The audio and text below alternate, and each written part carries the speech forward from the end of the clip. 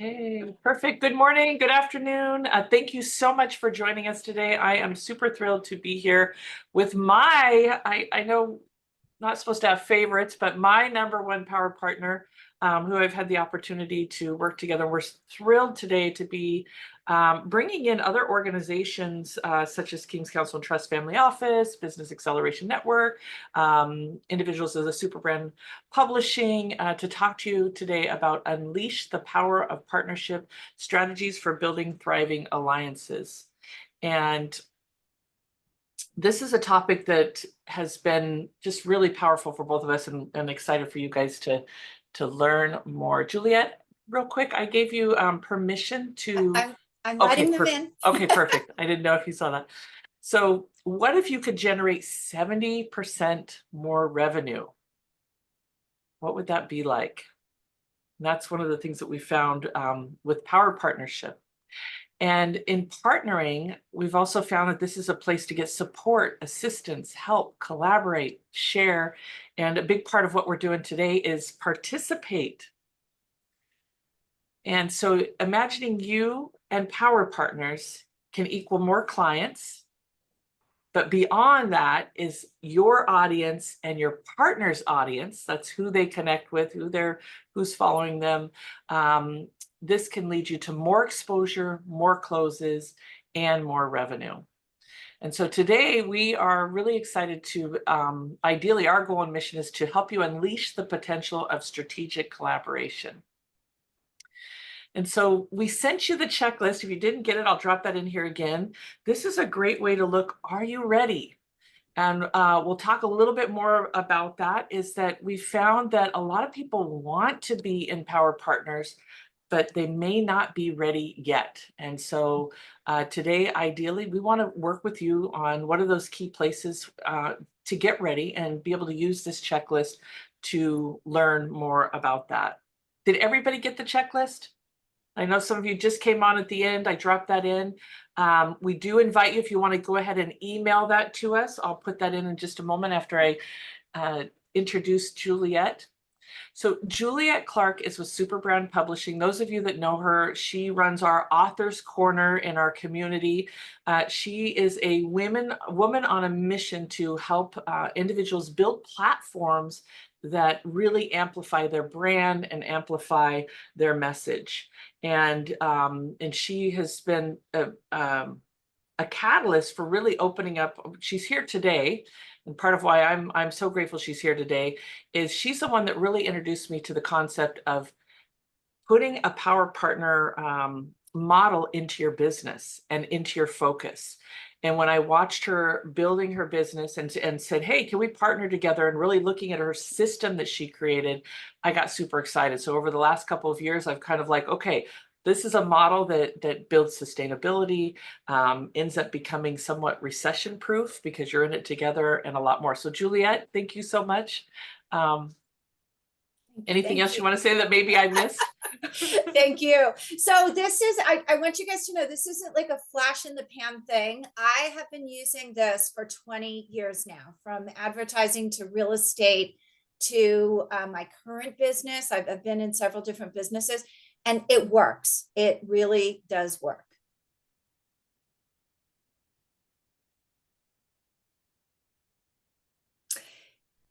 So you guys, you all know Shannon. Look at, she's all embarrassed.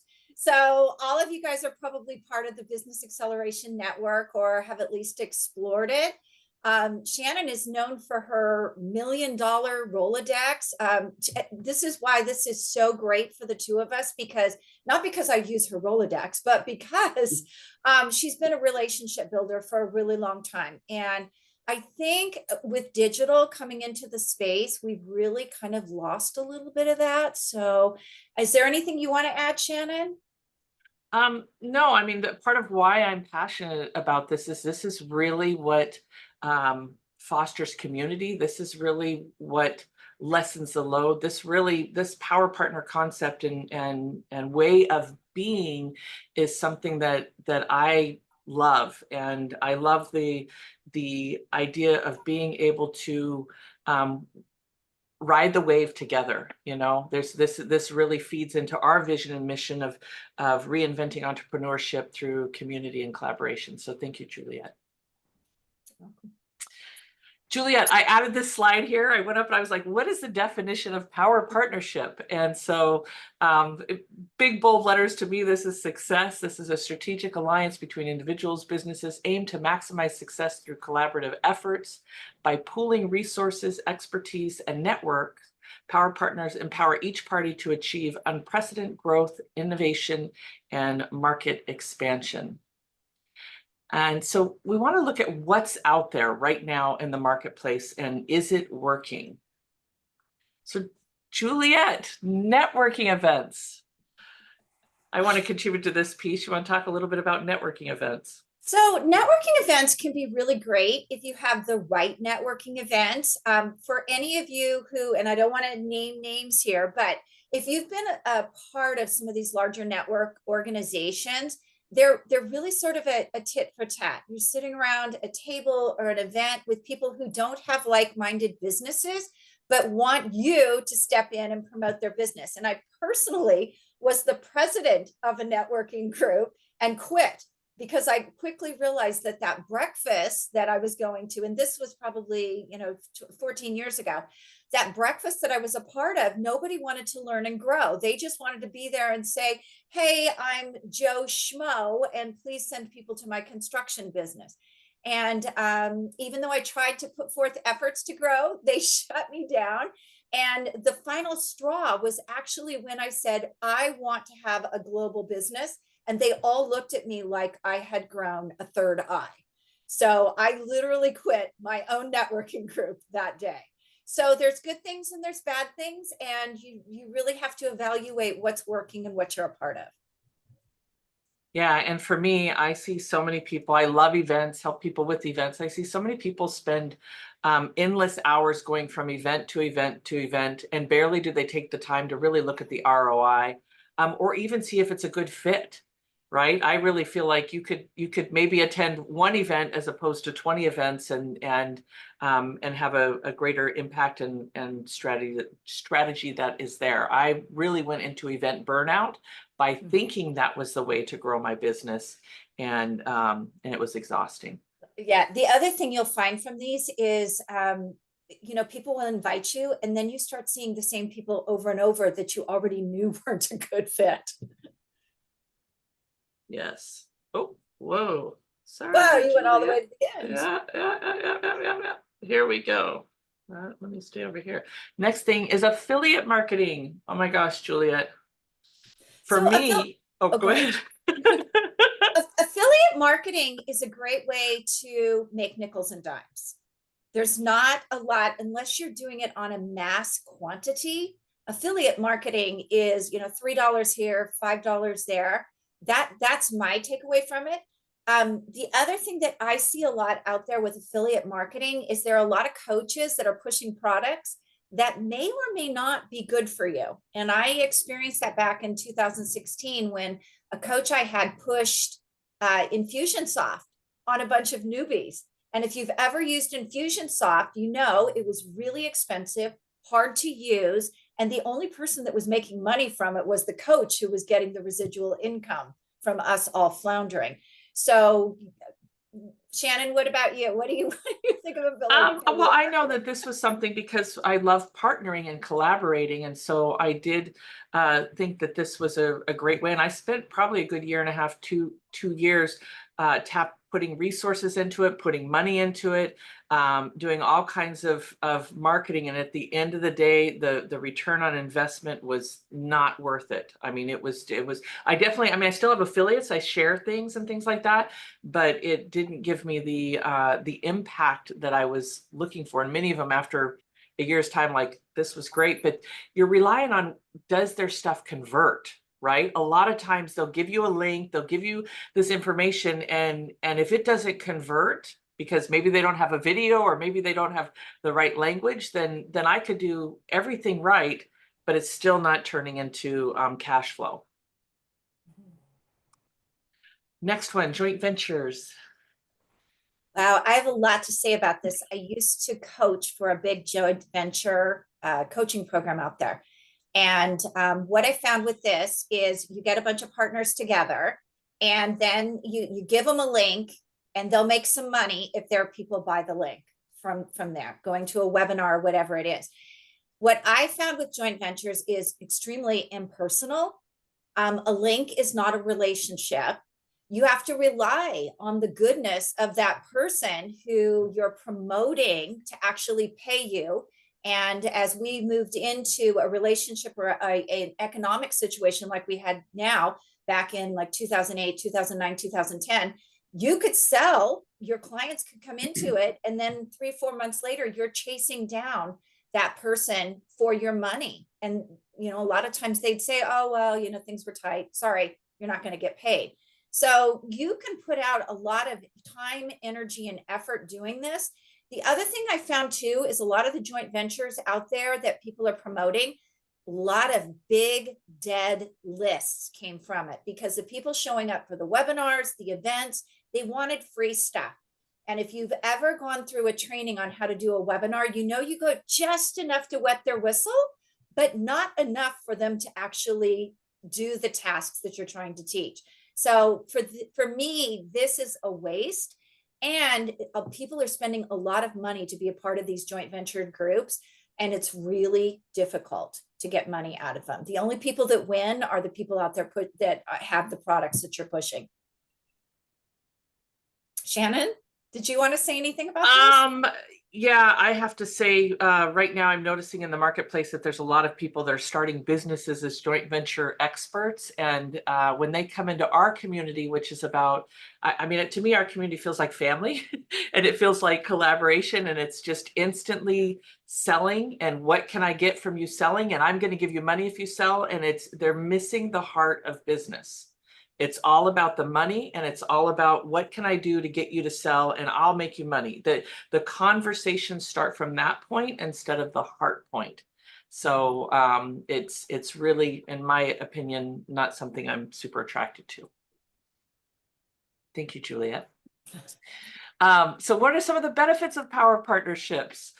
Market expansion, good relationships, cool people you get to hang out with, cost savings. There's things that you can do together to save money.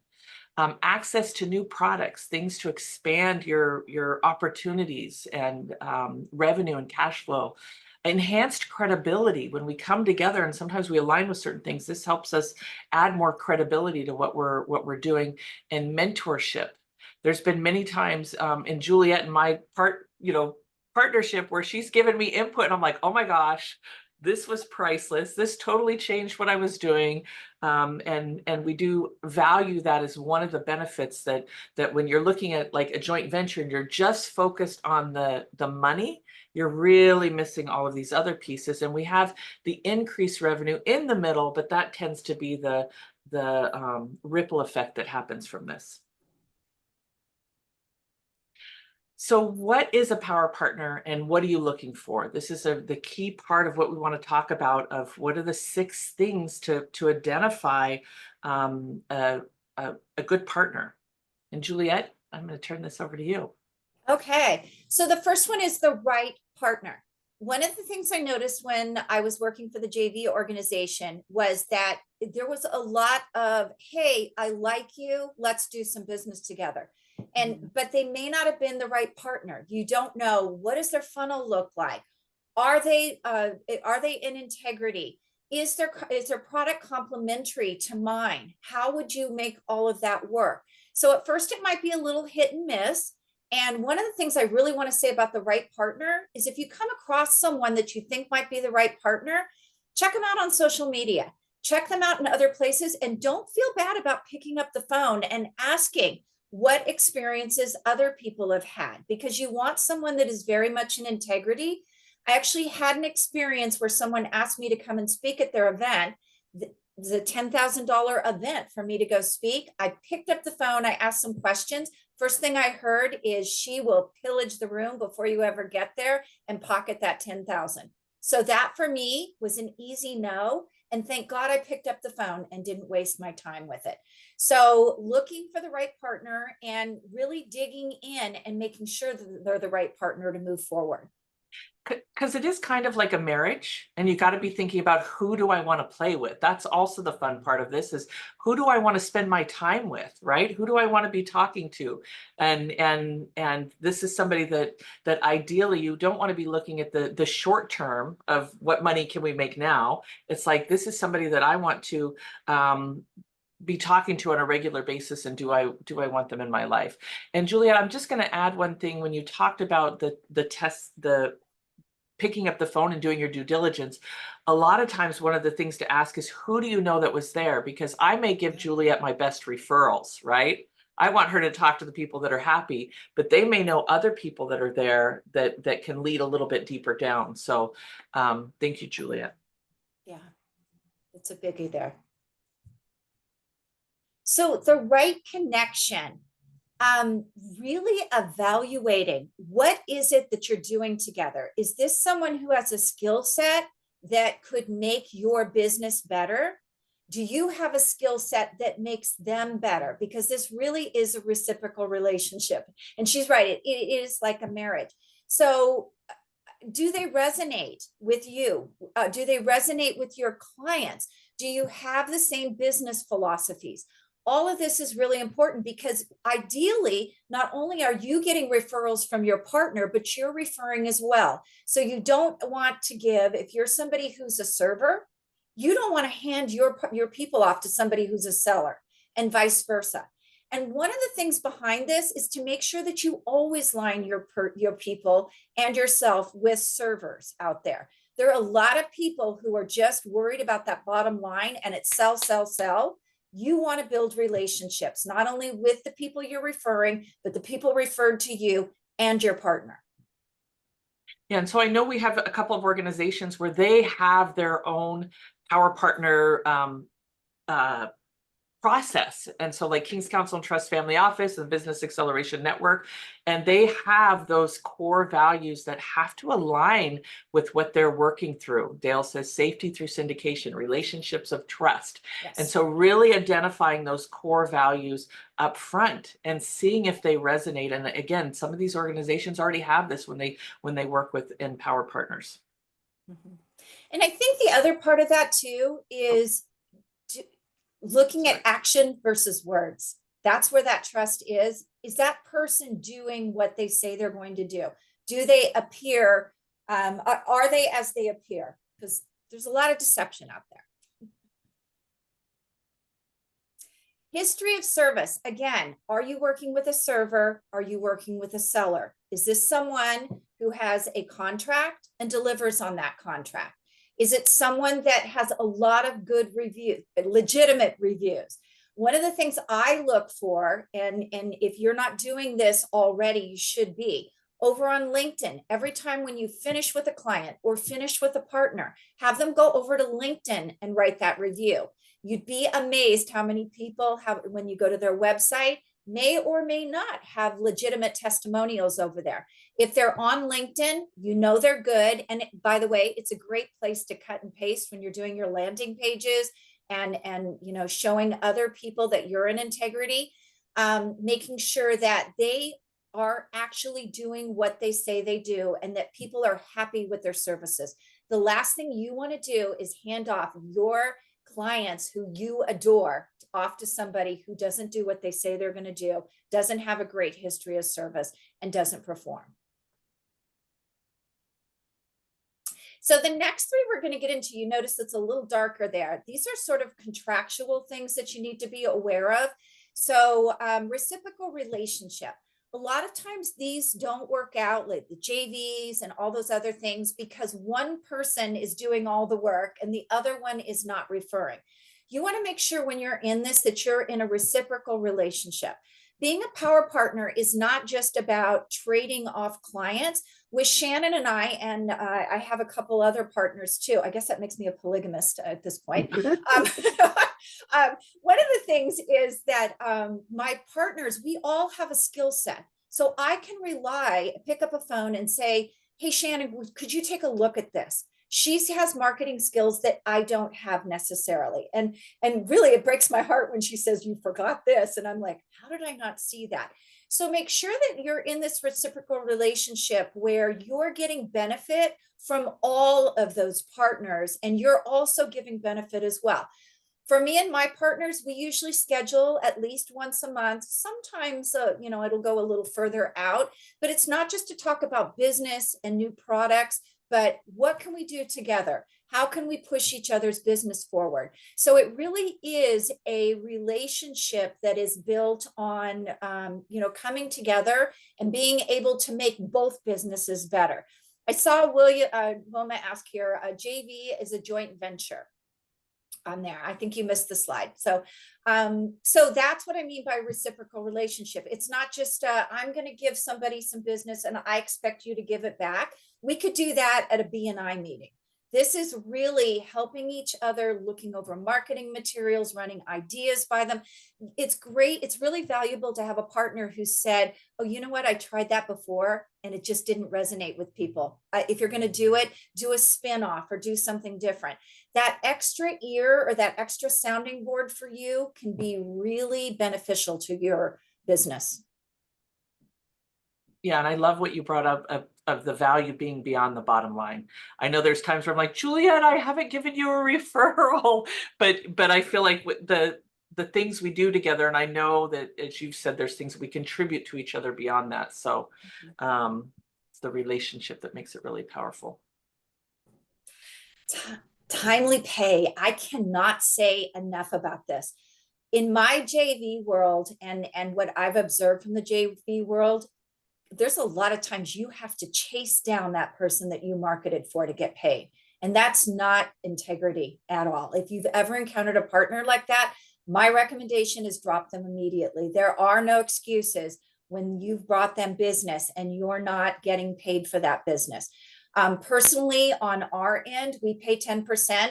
We pay the day we get the money in. So have an agreement in your contract, make it clear when you're going to get paid on those. And I do understand that there are some situations where, maybe you did a big webinar and you have somebody who paid who had, buyer's remorse and you have to give some money back. Hopefully when you're in a good reciprocal relationship, that doesn't happen, but it can happen. So be very clear on how much you pay, what products you pay on, and when that payment comes, and make it right away. Don't make people chase you for the money on a power partnership.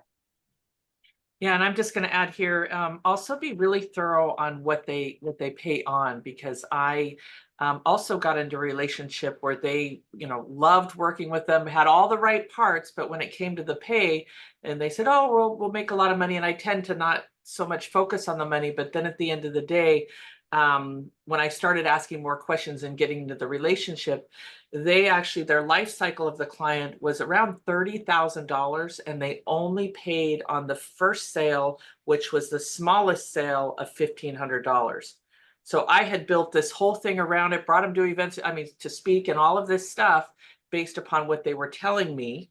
And then when we got down to the nuts and bolts, really it was a one-time payment on the lowest thing that they were selling. So really get clear on what that looks like. We also, much like Juliet, we pay 10% for the life of the referral.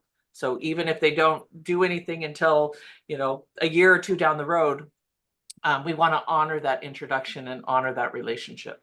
Yeah. And back on that too, I also had an experience where the product was changed up. So I sent people to the event. I had to chase down 3 months later for the commission on that event, the power partner money for it.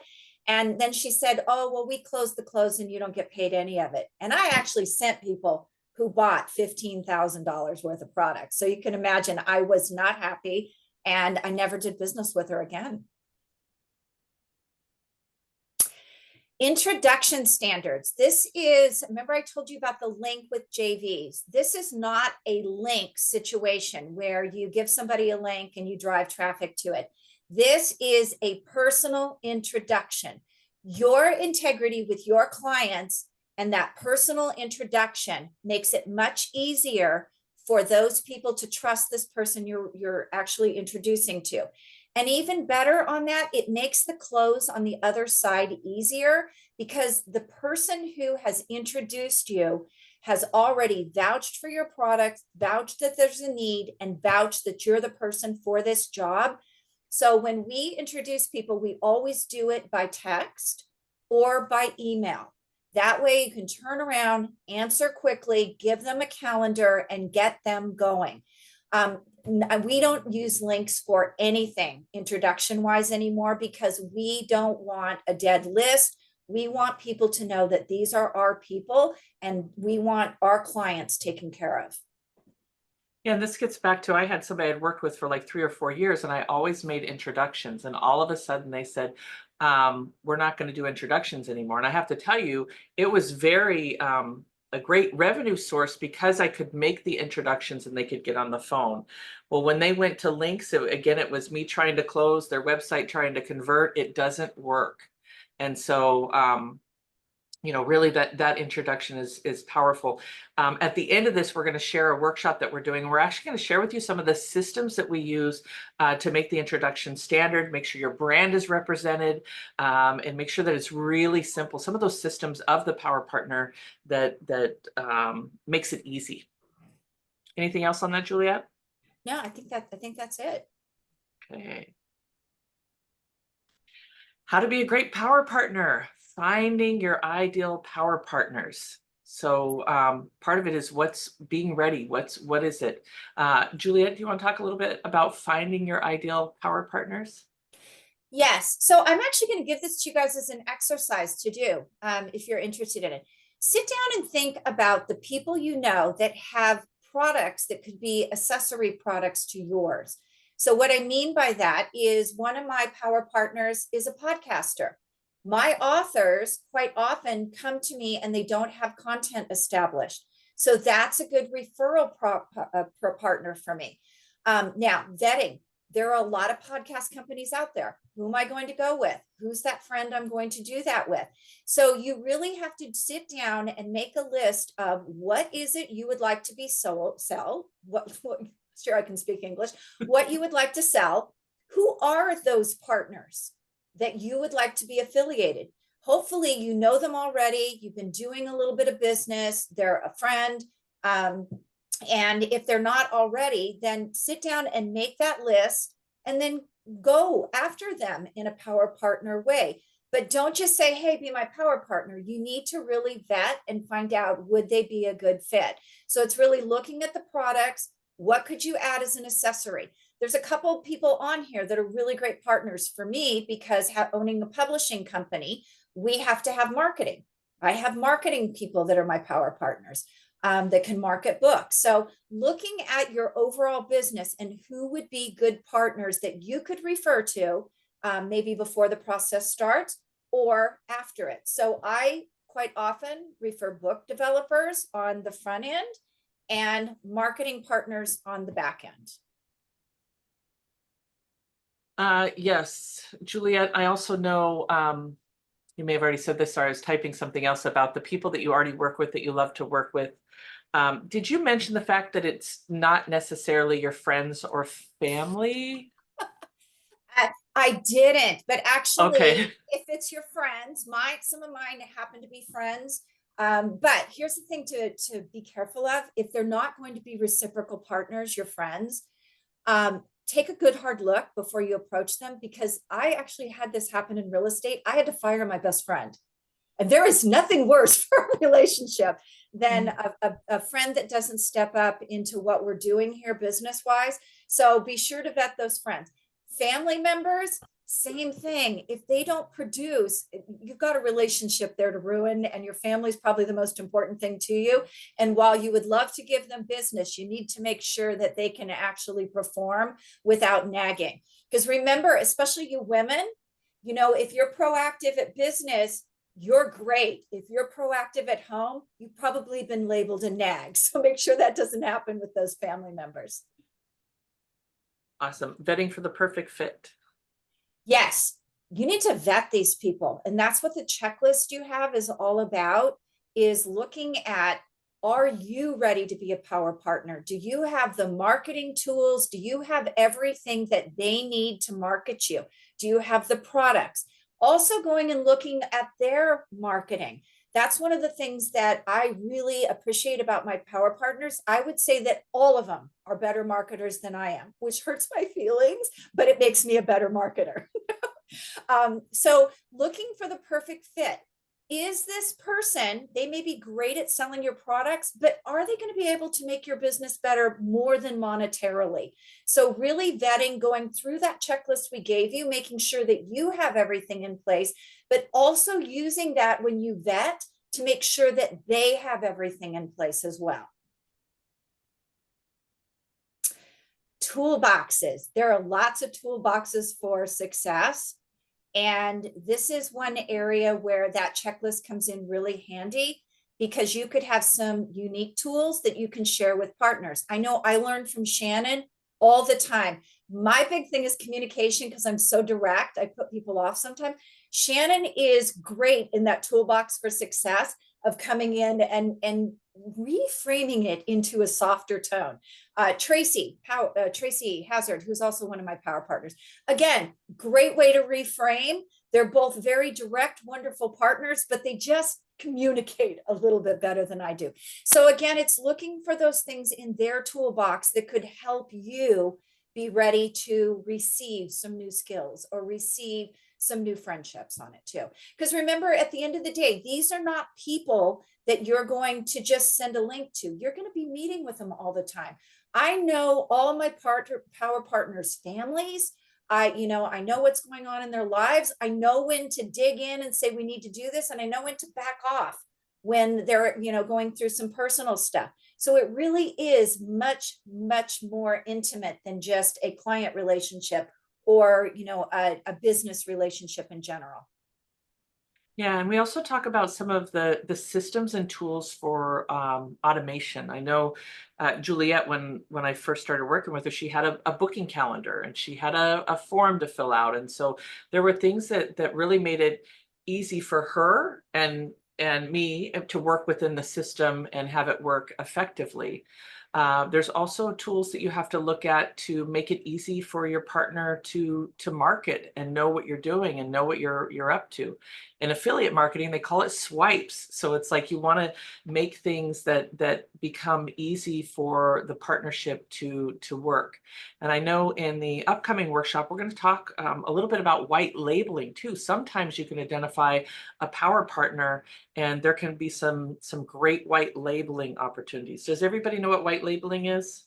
No, I don't know what it is. Okay. So go ahead, Julia. So white labeling is when you take an accessory product. A great example of this is something I do with Shannon. She has a product that is perfect for authors. What I do, because I'm the messaging warehouse for everything that goes on with a book, is I will sell her product, but I will mark it up and stay involved to make sure we stay on message. So people, even though I sell it, I don't think they truly, at the end of the day, know that it's not a product that Shannon has on her own. We've made it a collaborative product that I can sell, and I don't need to send them to her to sell. I can sell it. I know what the price is. I know what it is. I can mark it up and sell it on my own. Does that make sense? Yes. Any other tools that you found that you want to share here, Juliet, before we move on? No, I just think having the forms in place to do good evaluations, having the checklist handy, being able to automate a lot of this, and having other partners that can look over some of your stuff and make constructive comments. Beautiful. So you're tired of relying on traditional methods, marketing methods that really aren't working anymore. We'd love to invite you to join us.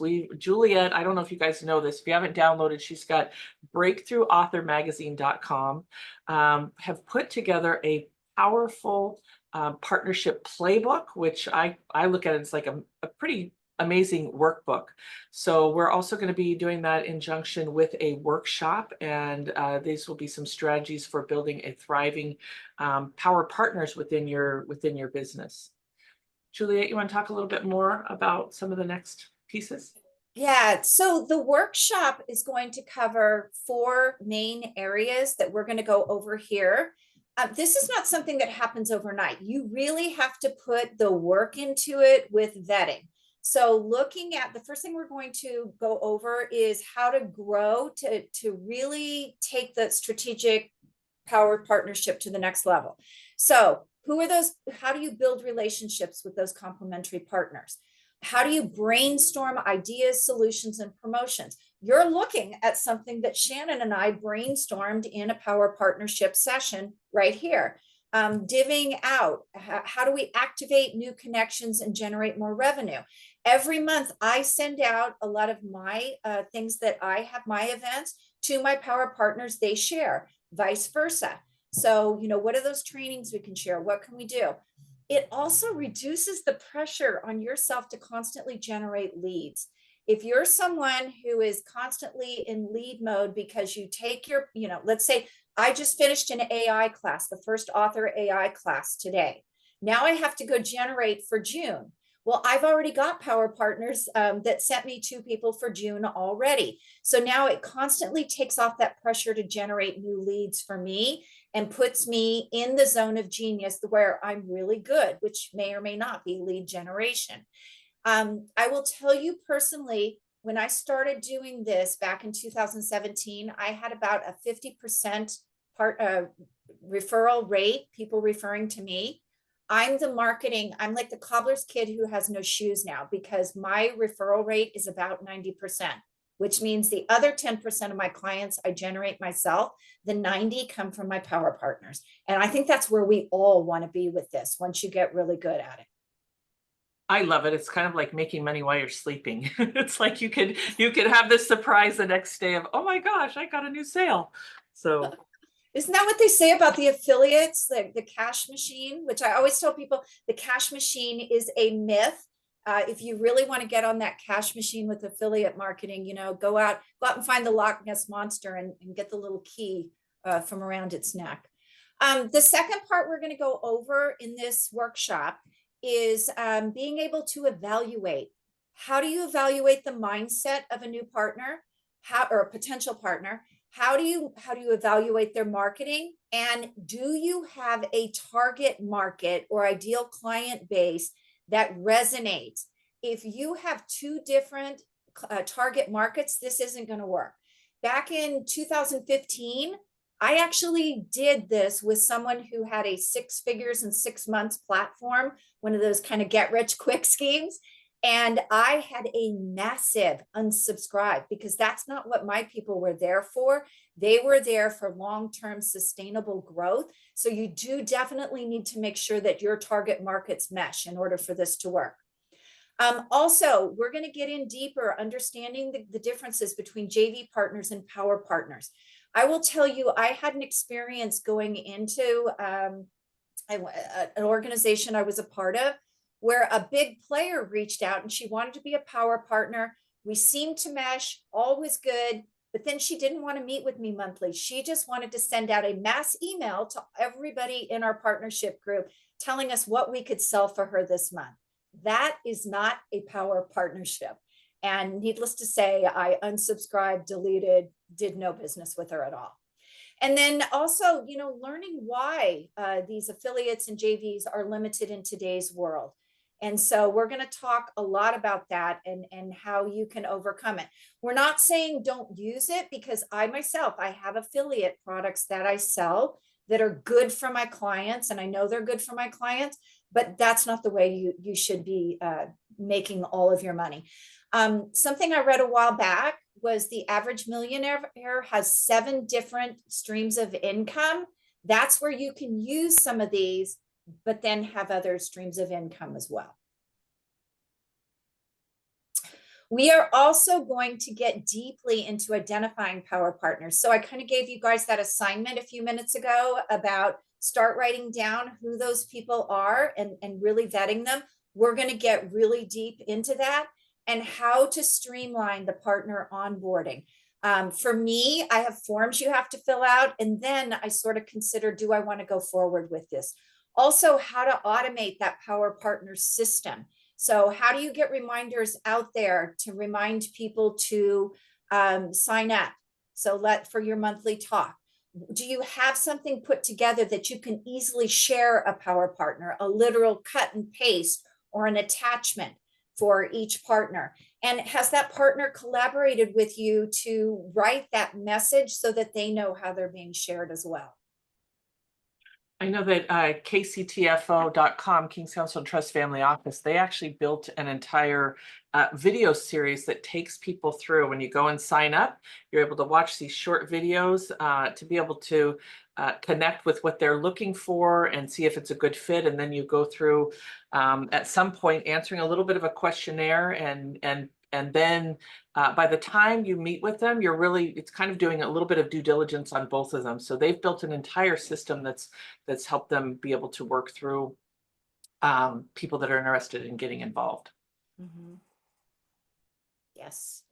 And then the other part of it, the relationships are essential. Spending time with your partners. I actually drove down to Phoenix. I live in Salt Lake, to help one of my partners with a booth she had down there because she was speaking.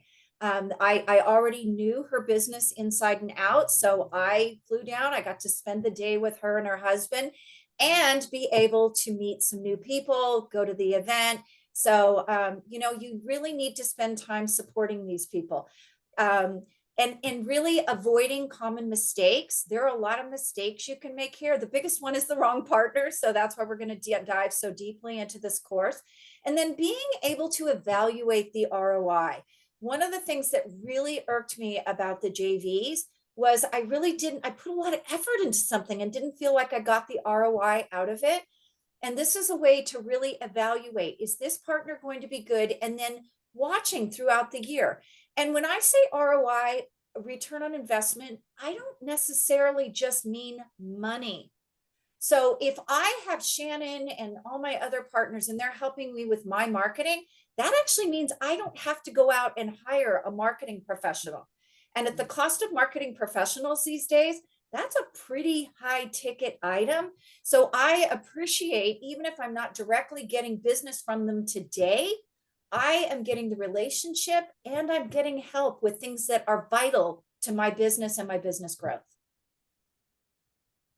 Yeah, and you'll find that as you get into the partnership, as you meet with them, you're going to find other ways of connecting them in your business to help each other out beyond that. I know there's been times where, I've said Connie's also one of our power partners with the band, and it's like we did an event and we listed all the people in a news release that went all over. So as you start connecting and building that relationship and nurturing that relationship and getting to know them, it's just going to fall into place. You'll easily be able to see ways to connect and collaborate. So, Juliet, I know we have a couple more things at the end, a couple more goodies. We do. So we have a workshop coming up, and I have to tell you, we've said it several times, this is not as much about the money to us as sharing this with our trusted partners, clients, and everybody. We have a workshop that we are going to teach this to you. It's 2 hours on May 16th from 12 to 2 Eastern time. And you can sign up at powerpartnermastery.com. This workshop is $47. So you can tell we're not really invested in the money because $47 isn't even going to get us a pizza probably these days. But we'd like to invite you all to join and play with us on this. We have a 26-page playbook that we're going to take you guys through and get you started on how to evaluate. There are just so many things in there. Really getting into that right partner, right connection, history of service, the relationships, all of it in that 2-hour period. Beautiful. So we want to open up for Q&A, but I wanted to, Juliet, we just want to talk about some ideas of what you could leave with. And I know you mentioned make a list of your ideal partners. Those of you that are joining the workshop, that's a great way to get started. Look at what feels right as a power partner. We'll walk you through the process of elimination. So when you show up to this, if you can have those ideal partners as a list, then it'll be great because we'll be able to use them as examples of why it's a thumbs up or a thumbs down. Mm-hmm. Definitely, definitely on that. And then also taking a real good look at your funnel. So that checklist you have, what does your funnel look like? Do you really have the marketing tools that you're ready for a bigger player partner that can help you with that? So it is important to get not only your ducks in a row and with what you're doing, but also making sure that those partners have all their ducks in the row to be able to efficiently do this. And then also we would love for you to complete the checklist, just to, and send that in before the event. That way we can really look at some of those gaps that are there. I wanted to add, Juliet, I didn't talk to you about this, but there was a couple of things that are missing from that checklist. So if you want to grab that and write this down now, one of them is the credibility card, and the other is the strategic introduction. So those are things that I missed, Juliet, when we did Just that. putting on there. Okay, Yeah. yes. And we definitely have those in the workbook and how to put those together for your partners. And you do get the workbook when you sign up. So just know that when you sign up, you don't have to wait the 2 weeks for the class. You can actually start going through it and looking through it. And that way, when you show up, you're ready to go. And I think, Juliet, now we can open up for Q&A. Okay. And Oh, Fran, go she's so ahead. polite. She raised her hand. Stop sharing. Thank you. This was really wonderful. Thank you, Juliet and Shannon. And I have gotten to see how Power Partners work. I've been calling them joint ventures, strategic partners for years and using it, but this is so organized, and the training and knowing how to prepare other people is really big for me. And I'm just so excited to be here. And I have one question I was hoping that either we'll address today or that you'll address during the workshop. And since it has been so beneficial for me to have all these power partners, I do not know how to deal with multiple level partners. So when one person is the initial partner and refers me to other power partners, are you going to be discussing how to be fair to everybody in that stream? So That is you're such talking an about like compensation, right? Yeah, Yeah. compensation. Yeah. Compensation, or whatever else you need to do. If you want to consider, like one of my power partners might not even know that I acknowledged another partner who referred me to them. They might not know that, and makes me feel like I might have left them out of the loop. So are you saying like maybe Shannon referred somebody to me and I referred them to you? Yes. You know what? We don't really deal with that. I know we've had situations like that before. And for the most part, we're kind of a power partner circle. So I don't think there's an expectation to a second tier there. I know somebody else on this call dealt with this many years ago where someone referred someone to me, I referred to him, and the original referrer came back and wanted to be paid. And I don't think there's really room for that in the partnership.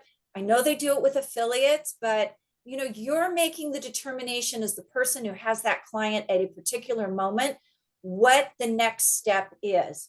And that's another place where I want everybody to be cognizant. There are a lot of coaches out there who will keep you in their loop forever and ever and ever. And I don't like to be a coach like that. I like to be like, you are all my children. And once you're grown, I'm going to push you off the ledge into the world. And you're welcome to come back and get advice. But I'm not one of those people who's going to keep you in my circle for years and years and years, because I want you to grow. So I've never considered that as part of this, because you're providing them to the next step to growth. Thank you. Yeah, I just want to make sure. I'm sorry, Sharon. No, and I was going to say, I know that I've had in the past where somebody made an introduction, and I imagine this probably happens quite a bit with you, Dale, is that somebody makes an introduction a long time ago, but they don't really do anything, and then somebody comes back. So I usually just have a conversation with them both, right? And just say, hey, and most of the time they're, it works out on its own. I have not had any challenges with that piece. Fran, you just reminded me, I actually have a clause in my contract that says that referral is only good for a year. I just remembered that because it's been so long since I've read through that contract. So if somebody comes back after a year, usually I'll give them a partial. I think where you get into a little bit of trouble here and why that contract is so important is I've actually had someone refer, they didn't come in, and then somebody else a year or two later will refer them again, and then they buy.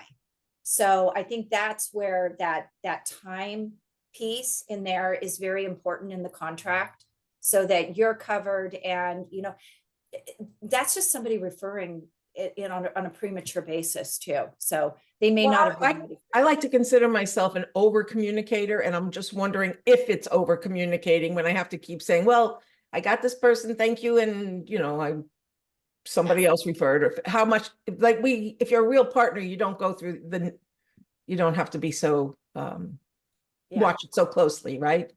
Yeah. Okay, thank you. And Juliet, I forgot to add to one of the slides, we're actually going to be touching on the agreements for collaboration in the Power Partner workshop. This is one of the core things of really setting that foundation and having that conversation up front. I mean, each of us have different communication styles. I may like text, Juliet may like email, right? You really want to know how to best work together, and also how to resolve conflict when it comes up, because at the end of the day, conflict happens, right? It's just part of being in relationships. And so we talk about that up front of how to navigate that when it comes up and stay committed to the vision and the intention of the relationship. Mr. Dale. Thank you. A quick note, Fran, I can't stress how important it is, Juliet mentioned, the time limit to the introduction. Because a lot of people, especially in the capital raising space, well, I knew somebody. Yeah, but if they didn't write a check today, but somebody else came back and they knew the same person and they did write the check, not everybody's in the same place mentally, spiritually and financially at the same time. So if someone helps at a later date, I say it's good to call them out on it and honor all of the relationships and let everybody be big boys and girls, as it were.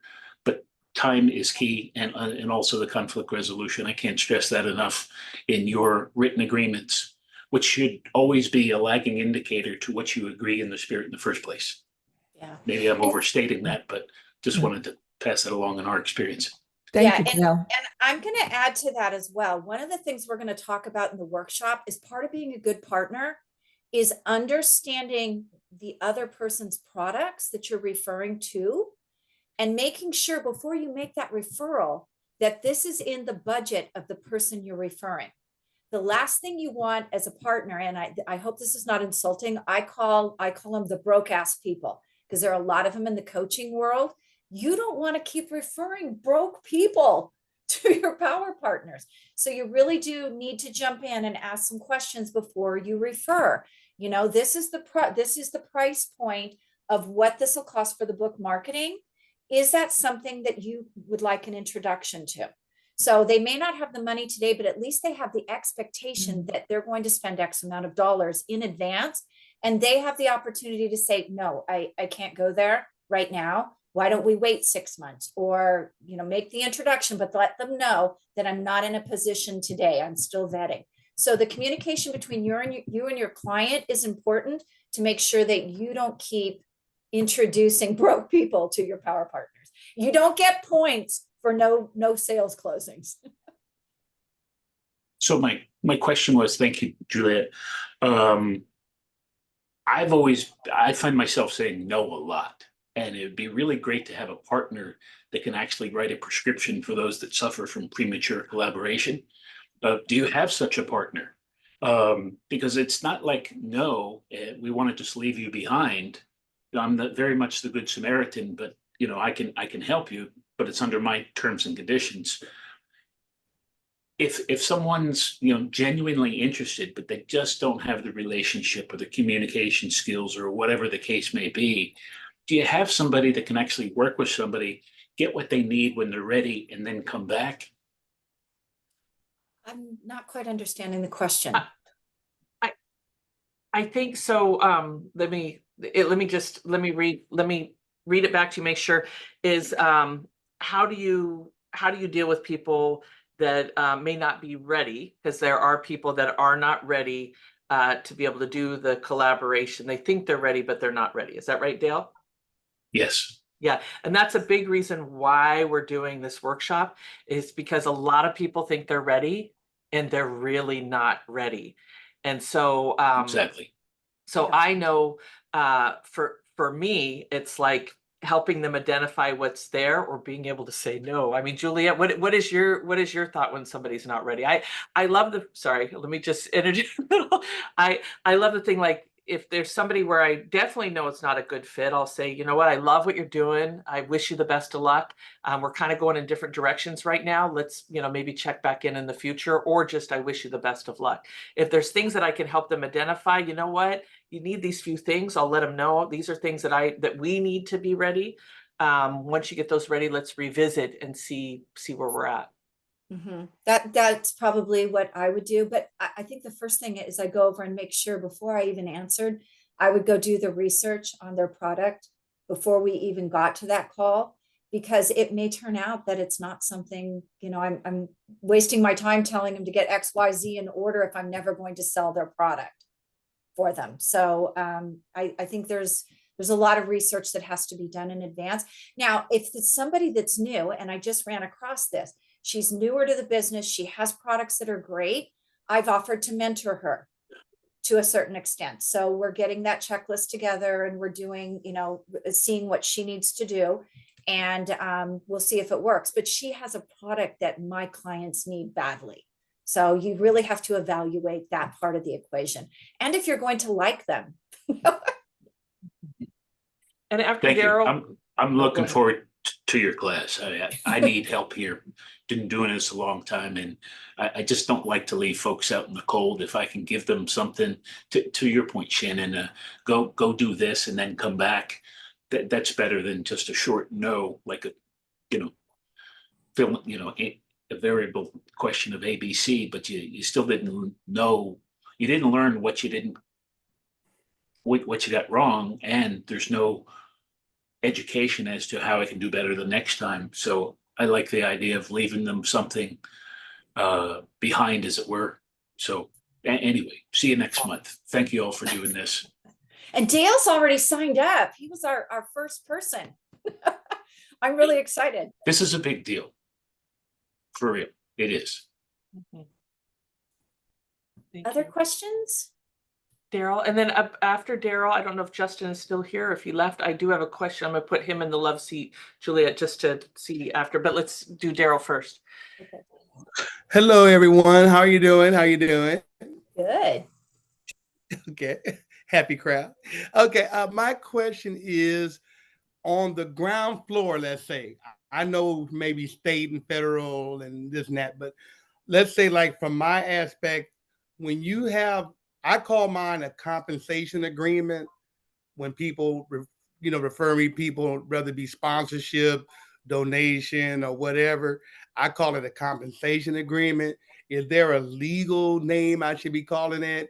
Because a long time ago, I heard it is supposed to be like, don't call it a compensation agreement. I was told that a long time ago, but I never found out why. So I didn't put no faith in what they were saying, because they couldn't. I never heard of the state and federal way, like, don't say that word. So I never heard that. So do you guys know, or should we just leave it as a No, I think it's not, I agreement? think it's, I don't think it's not say that word. I think it's illegal.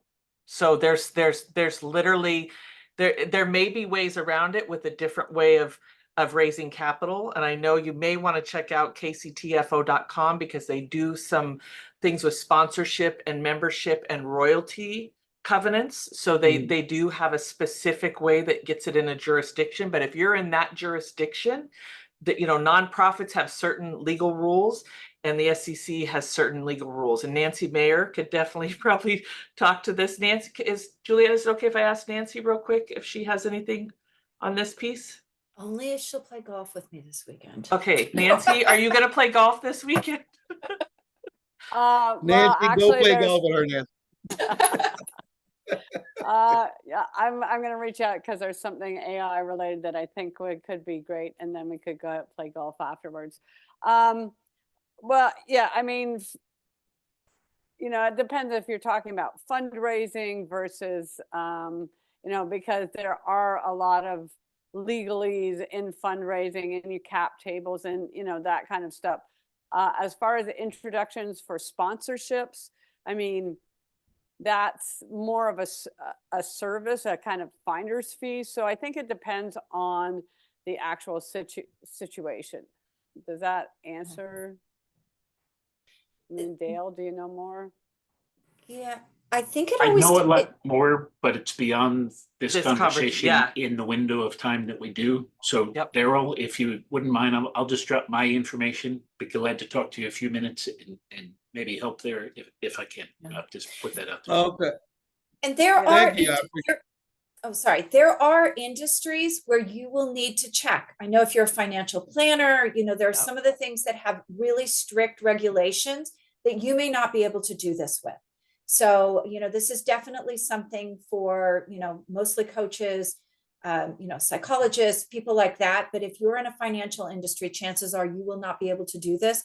Real estate, it's really hard to do this as well because you can give referrals to other agents, other brokerages, but you can't give it to an individual. So you really need to check your industry and see if this is something that is legal. Yeah, and fundraising can take on a lot of different connotations depending on the industry, just like Juliet was saying, you know, so if you're in a not-for-profit and you're fundraising, it's donations, which is very different than if you're a startup and you're actually looking at raising funds Investors. through equities and different Yeah. types of vehicles. So Yeah, because I have different things. Because I have my memberships that I sell. So if somebody help me sell a membership, you know, I pay them some money. You know what I'm saying, and things like that. That's why I said there's different ways. Like you said, like I have 100 million shares of stock. Of course, that's SEC stuff, so you don't want to play with those games. But I'm talking about, let's say, like if a person helped me bring in a donation or something, then I want to compensate them. Like I said, a sponsorship. You know, thing on that smaller level, I didn't know if like there was a certain word you had to use or not. So I will definitely copy and paste Dale. And by the way, she the incredible Miss Shannon already told me about you. So I was gonna reach out to you anyway. Awesome. Matter of Thank fact, I you. went to your website. Awesome, thank you. I know anybody that needs to go, please, thank you so much for being here today, Juliet. I just have one more question about speakers and partnership and collaboration. I'm gonna kind of throw a curveball challenge at you really quick, if that's okay. Okay. Because my brain's thinking about it. We have Justin Leslie here, who is a Pfizer whistleblower, did a documentary film that launched it. He's 26 years old, just amazing. And I know he is looking for partners, and part of his mission and vision is to get out there and speak more and connect with individuals on that as speaking. Do you see, and I know he's also got some health products and some other things that he's passionate about, but what do you see are some possibilities for a power partner? Somebody's a speaker or a thought leader. What's your opinion on that? Well, first of all, I would go over to Pitch DB and get yourself signed up because you can get yourself on podcasts. It's a new AI platform that helps connect you and send out pitches. So go over to Pitch DB and get yourself on there. Power partners, that's a tough one because you are a whistleblower, which I highly like. I just think you have so much courage, but that could also be a little bit discouraging in the same sense. So I'm not actually sure who a good power partner would be. Yeah, one problem I think I have is that I have two employers and I had to blow the whistle on both of them, based off of, you know, my young career. So, you know, it's like references don't exactly exist for me right now. It's more like I have good relationships with people that I can refer to. But I mean, you know, when things didn't go my way on either opportunity with Pfizer and Project Veritas, et cetera, you know, I have to have faith and, you know, use my courage and hope that things will work out in the future, you know, and follow my ethics. Do I you know just got an idea too. one of the things you might do is look at the people that are out there that are sort of anti Pfizer right now, connecting with those people and getting your story out. I don't know, someone like Cheryl Atkinson, reach out, listen to her podcast, reach out and see if you can get booked there. Investigative reporters. I mean, I don't know that they're power partners as much as getting you publicity that other people would hear your story and want to connect and promote you as well. So I think power partners, a little premature, but maybe get in with some influencers who can get you out there and have people start approaching you to be a power partner. The thing that just came up for me, Juliet, is you and I partnered on doing this event together.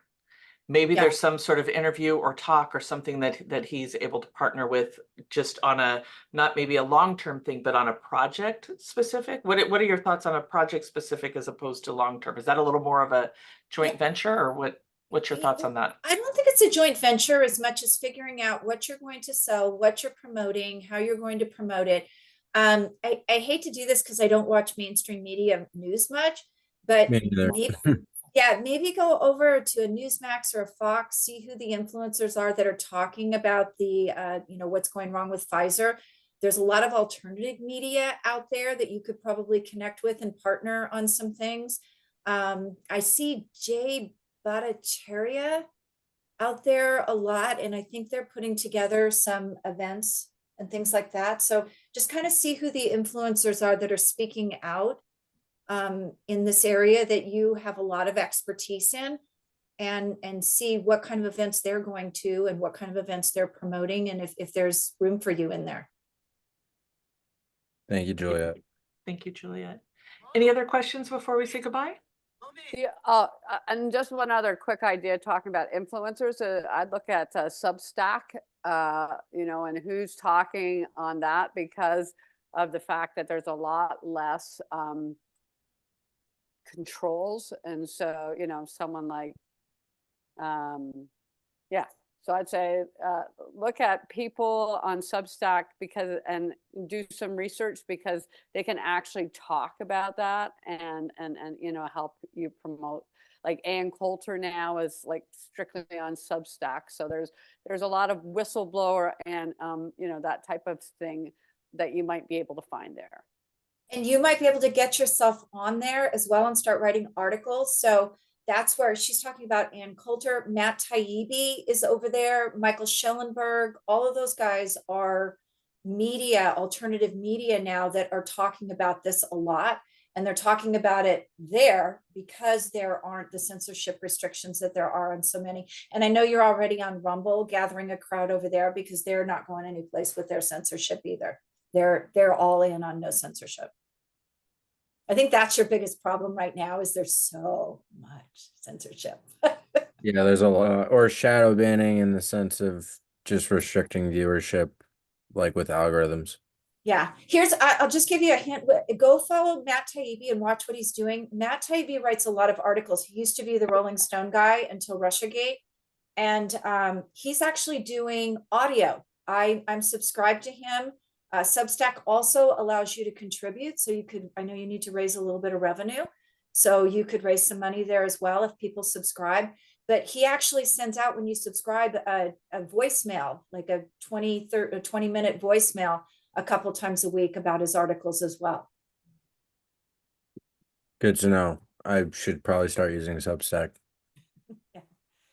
Thank you guys so much. He's part of our Tomorrow's Leaders today. So we love that you're here, Justin, as our future leaders and carrying the torch for us as we move forward. After the event, you will get a feedback request via email. We'd love to hear your feedback. We'd love to know things that stood out, highlights, and also if there's anything else that we can do to support you, please reach out. We really hope that we're going to see you in 2 weeks. We're going to be diving in deep, and once you sign up, you'll get your workbook shortly, so you can start getting ahead and setting up what's there. Juliet, any final words? No, I think that's it. You guys are a great crowd. Thank you. Thank you for this. It was really wonderful. Perfect. Thanks so Thank much to you. both of you. Thanks. All right. Thank Bye you. for now. Are you staying on, Shannon? Can you I turn the can. recording? Let me stop the recording.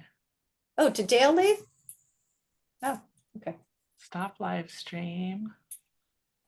Stop Recording, perfect.